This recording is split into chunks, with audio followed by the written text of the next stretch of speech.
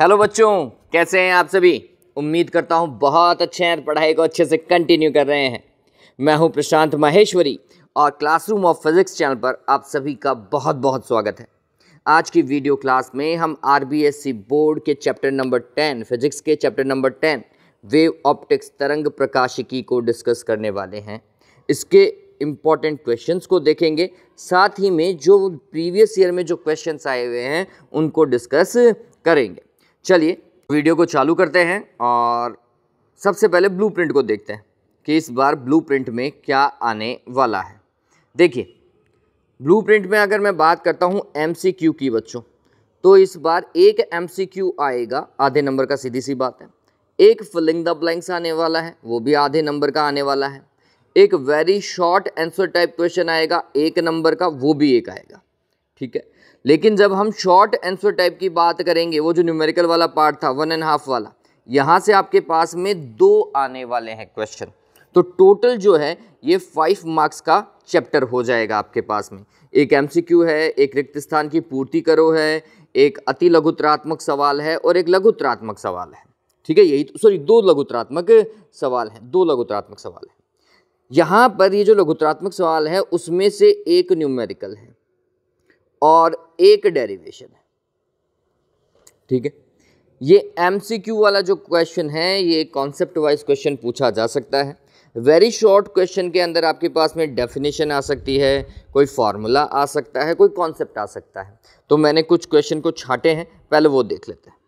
देखिए, एमसीक्यू के लिए, फिलिंग द ब्लैंक्स के लिए और 1 नंबर के छोटे सवाल के लिए, ठीक है ना। छोटे वाले जो जितने भी सवाल है ना, आधा नंबर वाले और 1 नंबर वाले सवाल, उनके लिए मैंने कुछ क्वेश्चन तैयार किए हैं।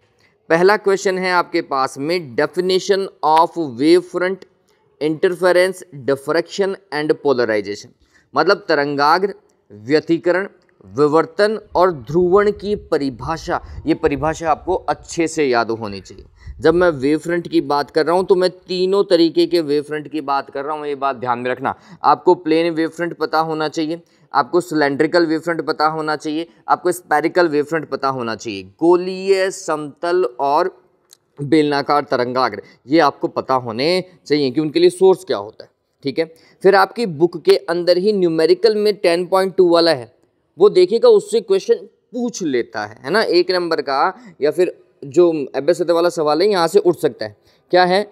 Light diverging from a point source, किसी बिंदु स्रोत से अपसरित प्रकाश कैसा होगा भैया, कौन सा वेव फ्रंट बनाएगा?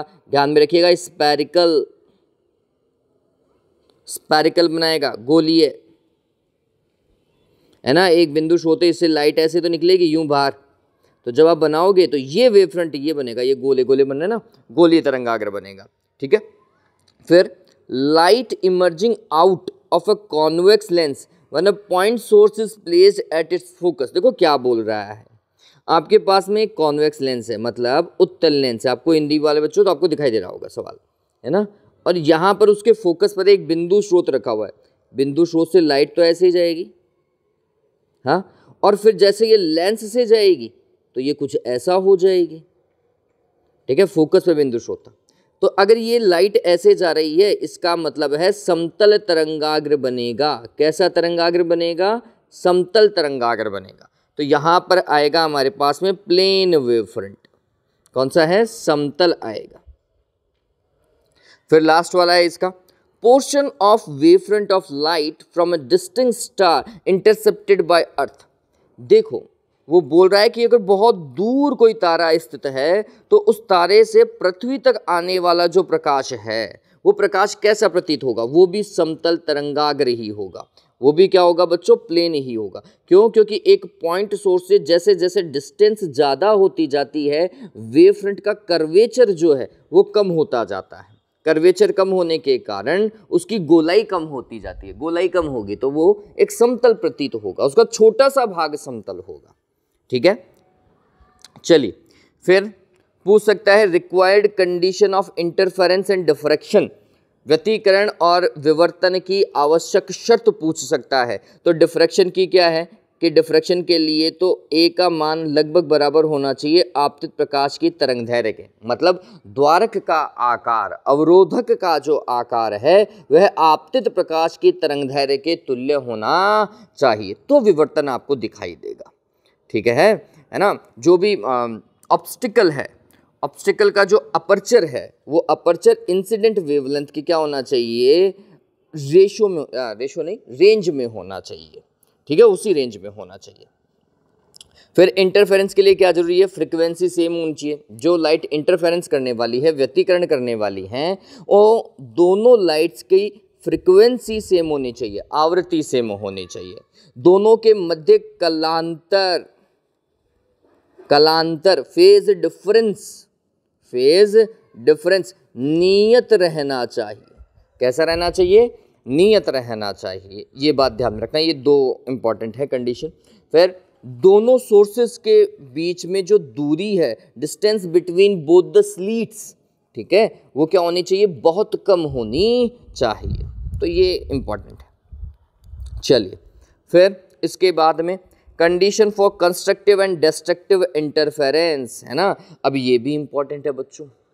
संपोषी, और ये संतोषी कैसे आ गया, सॉरी, संपोषी है ये। संपोषी और विनाशी व्यतिकरण हेतु आवश्यक शर्त क्या होनी चाहिए। तो अगर मैं कंस्ट्रक्टिव की बात करूं, है ना, संपोषी की बात करूं, तो हम बोलते हैं कि इसके लिए जो पथांतर होता है, पथांतर, पाथ डिफरेंस, वह लैम्डा का पूर्ण गुणज होना चाहिए, पूर्ण गुणज होना चाहिए, इंटीग्रल मल्टीपल ऑफ लैम्डा होना चाहिए। ये बात ध्यान में रखना। और इसके लिए फेज डिफरेंस, कलांतर, वह पाई का समगुणज होना चाहिए। पाई का कौन सा गुणज, समगुणज होना चाहिए। ठीक है, इंग्लिश मीडियम वाले बच्चों, पाथ डिफरेंस जो है वो लैम्डा का इंटीग्रल मल्टीपल, और फेज डिफरेंस है वो पाई का इवन मल्टीपल होना चाहिए। ठीक है। फिर डिस्ट्रक्टिव की बात करें, मतलब विनाशी व्यतिकरण की हम बात करें, तो विनाशी व्यतिकरण में हम बोलेंगे कि जो पाथ डिफरेंस है, विनाशी के लिए बात कर रहा हूं मैं, विनाशी के लिए पाथ डिफरेंस जो है वह लैम्डा बाई 2 का विषम गुणज होना चाहिए। वापस से, लैम्डा बाई 2 का कौन सा, विषम गुणज, लैम्डा बाई 2 का ऑड मल्टीपल होना चाहिए। और फेज डिफरेंस, कलांतर जो है वह पाई का विषम गुणज होना चाहिए, ऑड मल्टीपल होना चाहिए। ये ध्यान में रखना, इंपॉर्टेंट है। फिर कंस्ट्रक्टिव इंटरफेरेंस से बनने वाला जो है वह दीप्त फ्रिंज होती है, ब्राइट फ्रिंज बनती है, जबकि डिस्ट्रक्टिव से अदीप्त बनती है ना, डार्क फ्रिंज बनती है। ये ध्यान में रखना। फिर पोलराइड के यूज़ आपकी बुक में दिए हुए हैं, अच्छे से देख लीजिएगा। सनग्लासेस बनाने के अंदर पोलराइड का यूज़ किया जा सकता है। प्रकाश को ध्रुवित करने के लिए पोलराइड का यूज़ किया जा सकता है। ये ट्रेन में, एरोप्लेन्स में इनके जो ग्लासेस होते हैं, है ना, विंड ग्लासेस, वो भी किसके बनाए जा सकते हैं, पोलराइड के बनाए जा सकते हैं। बहुत सारे यूज़ दे रखे हैं। फिर intensity curve of interference and diffraction, व्यतिकरण और विवर्तन का ऊर्जा वितरण ग्राफ, एनर्जी डिस्ट्रीब्यूशन कर्व, है ना। आपने वो इस तरीके का ग्राफ बनाया होगा, हालांकि इस बार नहीं आएगा क्योंकि इस बार मैंने बुक में नहीं देखा है, ये इंटरफेरेंस वाला तो नहीं था। ठीक है, तो ये तो छोड़ दो चाहे। पाथ डिफरेंस यहाँ पे लैम्डा बाई 2, यहाँ 3 लैम्डा बाई 2, यहाँ 5 लैम्डा बाई 2 आएगा अगर पाथ डिफरेंस की बात की जाए। और यहाँ इंटेंसिटी 4I0 आप लिख सकते हैं। ठीक है, अगर आप इंटरफेरेंस के लिए बना रहे हैं। और अगर मैं बात करूँ किसकी, डिफ्रैक्शन की, तो डिफ्रैक्शन का हो सकता है, ये डिफ्रैक्शन का बुक में दे रखा है ऐसा।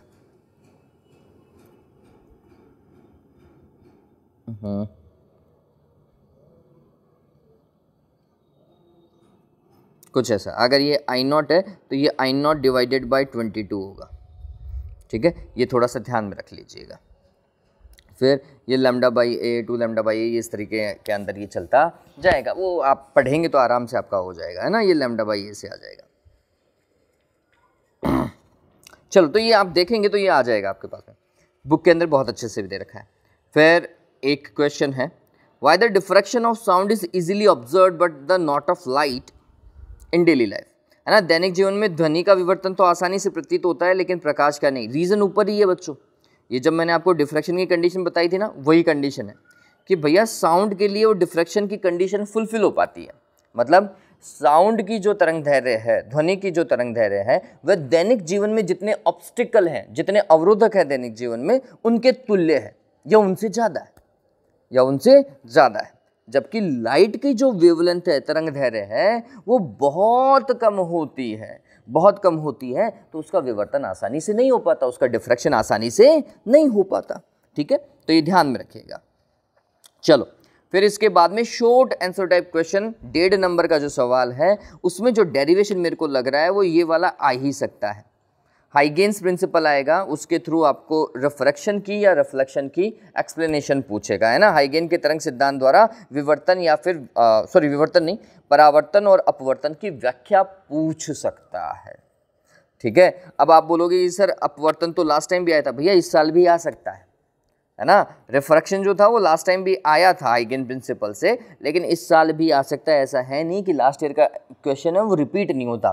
2024 का ही पेपर उठा करके देख लो, 2023 के कई सवाल जो हैं वो रिपीट हो गए थे, 3 से 4 सवाल रिपीट हुए थे भैया, तो इस बार भी हो सकता है। ठीक है, फिर न्यूमेरिकल अगर पर्पज़ की मैं बात करूँ तो न्यूमेरिकल 10.1 अच्छे से देखिएगा, 10.4 और 10.5 ये एक अच्छे न्यूमेरिकल हैं जो आपको देखने ही देखने हैं। आपकी बुक के न्यूमेरिकल बता रहा हूँ, प्लीज़ इन्हें सॉल्व कर लीजिएगा। हालांकि मैंने भी मेरे चैनल पे इनको सॉल्व करवा रखा होगा, मैं लिंक शेयर कर दूंगा, ठीक है।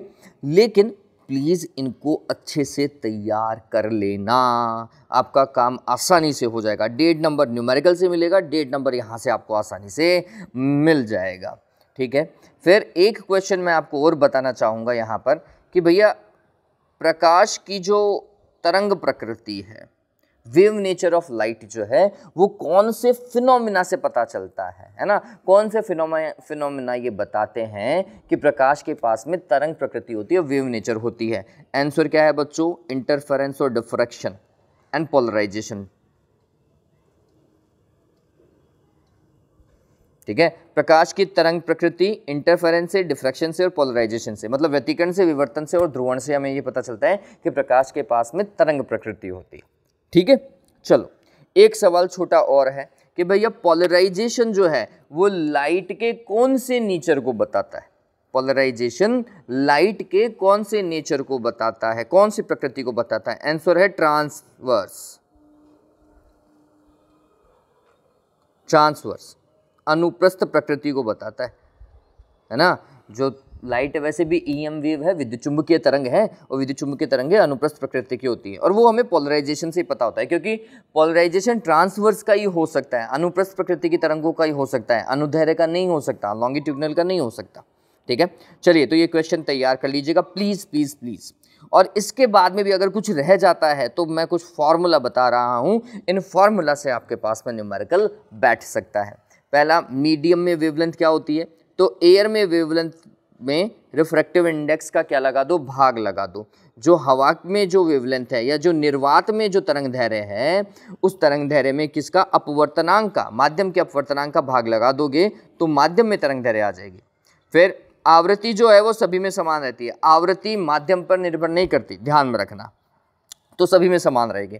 फिर वेग, प्रकाश का वेग किसी भी माध्यम में क्या होता है, c divided by refractive index होता है, प्रकाश की निर्वात में चाल बटे उस माध्यम का अपवर्तनांक। ठीक है, कुछ ऐसे ही तो आप करते हो, तो ये ध्यान में रखिएगा। फिर ब्राइट फ्रिंज की पोजीशन, इंपॉर्टेंट क्वेश्चन बन सकता है, N lambda D, capital D divided by small D. Dark fringe की लोकेशन, ये ठीक है, ये हटाओ रे यार। ठीक है, डार्क फ्रिंज की लोकेशन फॉर्मूला आपके सामने है, 2n-1 divided by 2 lambda capital D divided by small D. ये एक अच्छा फॉर्मूला है, पूछा भी जा सकता है। फिर फ्रिंज विड्थ का formula lambda capital D divided by small D. फिर मेलस का नियम I = I0 cos square theta, Polaroid से रिलेटेड था। पाथ डिफरेंस और फेज डिफरेंस में क्या रिलेशन है, ये भी पूछता है बच्चों, ये भी पूछता है। तो तैयार कर लीजिएगा इसको भी, ठीक है। यहाँ से भी आपके पास में न्यूमेरिकल आ सकता है, ठीक है। चलिए अब देखते हैं कि लास्ट ईयर जिन बच्चों को देखना था इंपॉर्टेंट क्वेश्चन वो हो चुका है भैया, इंपॉर्टेंट क्वेश्चन वाला पार्ट हो चुका है। अब जिन्हें लास्ट ईयर के क्वेश्चन देखना है वो देखिए। प्रकाश के व्यतिकरण और विवर्तन में कोई दो अंतर, right the difference between diffraction and interference. कोई दो पूछ सकता है, सिंपल है, ठीक है। पहला व्यतिकरण में सुन लीजिए, व्यतिकरण में फ्रिंज चौड़ाई समान होती है और तीव्रता जो है वह समस्त दीप्त फ्रिंजों की समान होती है। विवर्तन में आइए, विवर्तन के अंदर हम बोलते हैं विवर्तन में केंद्रीय दीप्त की चौड़ाई सबसे अधिक होती है और फिर धीरे धीरे फ्रिंज चौड़ाई घटती जाती है, पहला। दूसरा देखिए, इसमें केंद्रीय दीप्त की तीव्रता सर्वाधिक होती है, मैक्सिमम होती है, फिर केंद्र से दूर जाने पर दीप्त फ्रिंजों की जो तीव्रता है वह घटती जाती है, ठीक है, डिक्रीज होती जाती है।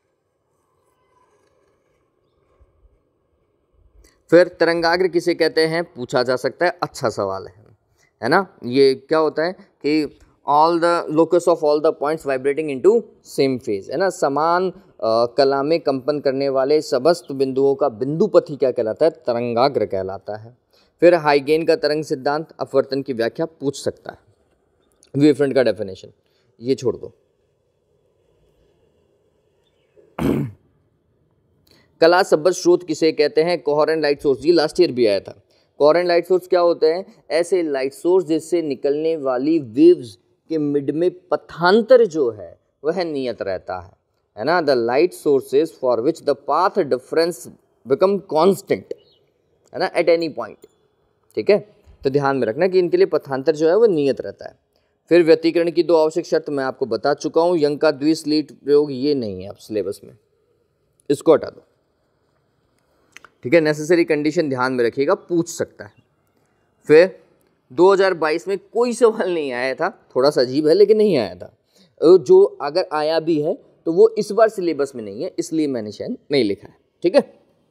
2023 में जो आया है वो देखें, 4 पाई कलांतर के लिए तुल्य पथांतर। हाँ भाई, मैंने आपको एक फॉर्मूला बताया था, पथांतर इज इक्वल्स टू λ/2 इंटू कलांतर,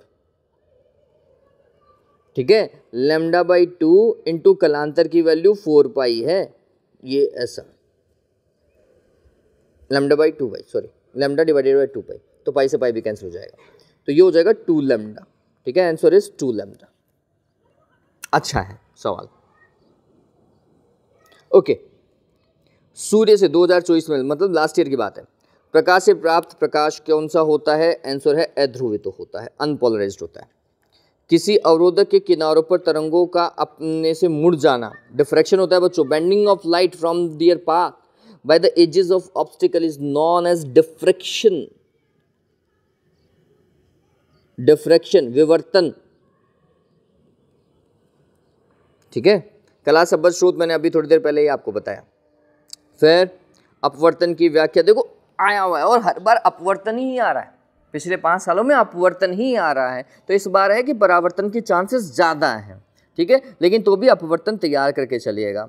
फिर डेफिनेशन देखो, लास्ट टाइम व्यतिकरण और ध्रुवण की आई थी, है ना, इंटरफेरेंस और पोलराइजेशन की पूछी गई है, फिर भी मैं बोल रहा हूँ कि इसकी वापस से तैयार कर लेना, कोई बड़ी बात नहीं, 1 नंबर के सवाल में डाल देना यार इनको, तो फिर क्या कर लोगे, ठीक है। तो प्लीज़ जो मैंने आपको बताया है वो अच्छे से तैयार कर लीजिएगा।